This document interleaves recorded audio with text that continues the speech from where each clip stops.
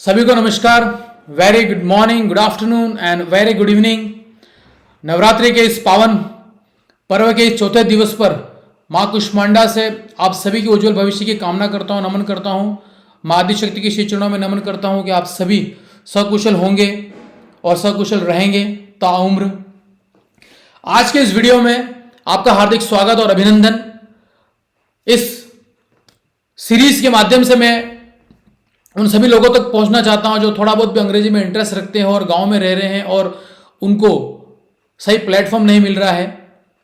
तो अगर आपने मेरे पुराने 2 वीडियो नहीं देखे हों कल और परसों के, तो आप सबसे निवेदन करूंगा मैं कि आप उन वीडियोस को देखें ताकि थोड़ा सा मेरा जो ओवरव्यू है, मेरा जो मोटो है वो आप समझ सकें और किस प्रकार आप माइंड मेकअप कर सकते हैं इंग्लिश सीखने से रिलेटेड सभी चीज़ों का। ठीक है, तो आज के इस वीडियो में आप सभी को मैं एक सबसे इंपॉर्टेंट टॉपिक जिसके बारे में आप सभी को पता है, how to introduce yourself in English, उसके ऊपर मैंने पूरा मैटर रेडी कर लिया है ताकि ज़्यादा टाइम कंज्यूम ना हो। ठीक है, तो अब हम स्टार्ट करते हैं किस प्रकार आप अपने आप को इंट्रोड्यूस करेंगे इंग्लिश में और क्या यह तरीका होता है इंट्रोडक्शन का। ऑलराइट, सो इधर आप देखिए। Okay, just wait, let me adjust it. Alright, okay, see, तो अंग्रेजी में परिचय आप सभी को आता होगा। ठीक है, और जिनको नहीं आता उनके लिए वीडियो बहुत ही इंपॉर्टेंट है। तो आप यहां देखिए किस प्रकार मैंने नॉर्मल इंट्रोडक्शन लिखा है।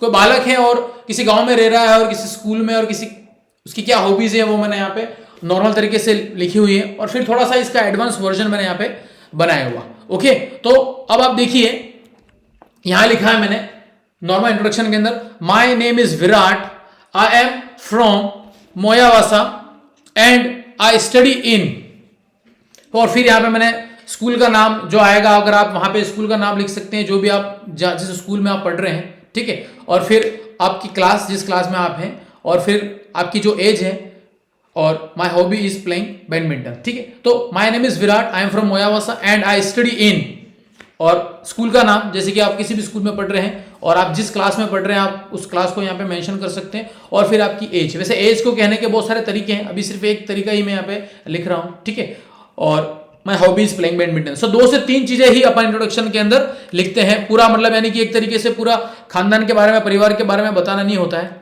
ठीक है, तो इंट्रोडक्शन का मतलब ये होता है कि आप जो हैं उसके बारे में थोड़ा सा आप लोगों को बताइए। ठीक है, अब थोड़ा सा इसके एडवांस वर्जन के अंदर what changes I did, so look at this matter. Okay, so यहां लिखा है मैंने, हेलो एवरीवन। देखो यहाँ पे अभिवादन, जो अभिवादन किस प्रकार करते हैं वो मैंने एक्चुअली यहाँ ऊपर लिखना भूल गया। ऑलराइट, सो लाइक जब अपन किसी के सामने बोल रहे हैं तो सिचुएशन के हिसाब से हमें जो भी मॉर्निंग, आफ्टरनून और इवनिंग जो भी होता है उसके हिसाब से हमें बोलना होता है। तो यहाँ लिखा है मैंने, hello everyone, I am Virat Raj and I come from the beautiful village Moyawasa. Okay, और आप ऊपर देखिए दोनों सेंटेंस के अंदर आप फर्क करके देखिएगा, इसमें थोड़ा मैटर ज्यादा है और थोड़ा सा एडवांस लगेगा। ओके, तो शुरुआत कर रहे हैं तो आप नॉर्मल, और थोड़ा सा अगर आप अपग्रेडेड नहीं है तो आप इस एडवांस जो इंट्रोडक्शन है उसको आप सीख सकते हैं। Okay, so hello everyone, I am Virat Raj and I come from the beautiful village मोयावासा।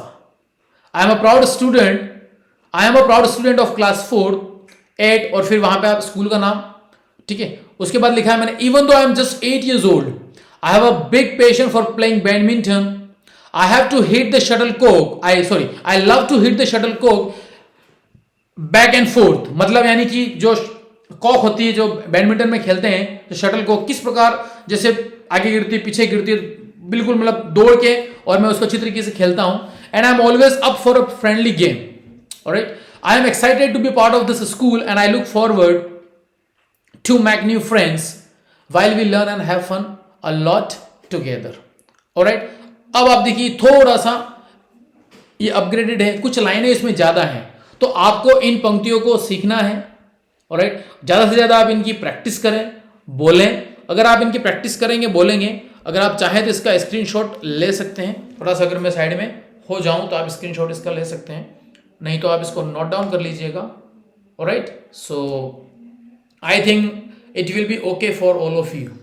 Alright, so परिचय किस प्रकार अंग्रेजी में स्वयं का देना चाहिए और किस प्रकार हम खुद का इंट्रोडक्शन बोलते हैं। ऑलराइट, और अगर आप सरकारी स्कूल में पढ़ रहे हैं, किसी भी प्राइवेट स्कूल में पढ़ रहे हैं, कॉलेज में पढ़ रहे हैं। वैसे ये स्पेशली सिर्फ और सिर्फ स्कूल के बच्चों के लिए है।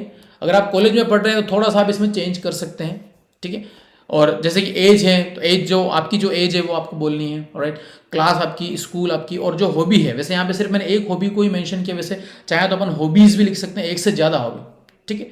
और एडवांस तो आपने देख लिया है, alright. So this is all about today's matter and I hope you will write it down, all right, and you will learn. I hope that you learn, or you do mirror practice, do practice in front of mirror.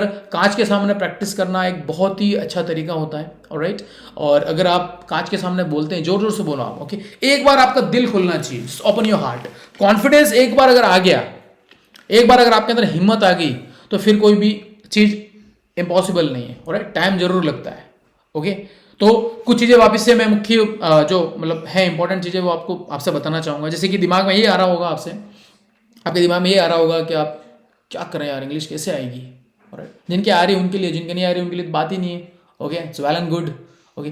तो एक बार परिचय सीख गए, उसके बाद जो भी सुबह से लेकर शाम तक हम जो भी करते हैं वो हम बोलना सीखेंगे, ऑलराइट। जिसको अपन डेली रूटीन बोलते हैं। अगर आपको डेली रूटीन बोलना आ गया आपका, ओके, रूटीन बोलने आ गया, उसके बाद फिर उसका पास्ट फॉर्म, फ्यूचर फॉर्म, ये अगर आपको पता लग गया तो फिर ज़्यादा कोई दिक्कत है नहीं। और हम जनरली जैसे कि किसी भी भाषा का हम इस्तेमाल करते हैं तो हम नॉर्मली 3 टेंस, प्रेजेंट, पास्ट और फ्यूचर का ही इस्तेमाल करते हैं, ठीक है। जैसे कि मैं स्कूल जाता हूँ, मैं स्कूल गया था और मैं स्कूल जाऊँगा, ऑलराइट। मैं खाता हूँ, मैंने खाया था और मैं खाऊँगा, ठीक है। मम्मी स्कूल जाती है, स्कूल गई थी और स्कूल जाएगी। तो बस इसी प्रकार के present simple tense, continuous, okay, इन्हीं का हम इस्तेमाल करते हैं ज़्यादा बहुत, यानी कि परफेक्ट, कंटिन्यूस और परफेक्ट टेंस का इस्तेमाल वैसे स्पोकन में ज़्यादा हम करते नहीं हैं, ऑलराइट। तो कम से कम मेरा उद्देश्य है, कम से कम थोड़ी सी इंग्लिश, काम चलाओ इंग्लिश में हमें आ जाए, alright. So be with me, be with my channel, and if you haven't subscribe my channel, I would request you to subscribe my channel. और जो भी वागड़ से बिलोंग करते हैं उन सभी से निवेदन करना चाहूँगा कि आप इस चैनल को सब्सक्राइब करें और ज़्यादा से ज़्यादा सभी क्षेत्रों में भेजें, ठीक है। Especially those who are studying in government school, in college, okay, it's my humble request, please share everywhere, ठीक है। जो आपके खास हैं, पहले खास नहीं है, पड़ोसी, अड़ोसी, जो जितने भी सभी लोग हैं उन सभी को आप इन वीडियो को शेयर करें, ओके। तो अगर आपको वीडियो अच्छा लगा तो आप कमेंट करें, अच्छा नहीं लगा तो भी आप कमेंट कर सकते हैं, alright. You most welcome to comment over there, it's up to you, okay. If you like this video you can write it down in a positive manner, all right। और जैसा भी टाइम मिलेगा उसके हिसाब से will be doing it, all right। सो कुछ पंक्तियों से मैं इस वीडियो को एंड करूंगा, all right। एक मोटिवेशन की तरह है ये। अगर आंसू न होते तो ये आंखें इतनी खूबसूरत ना होती, गौर करिएगा इस बात पर।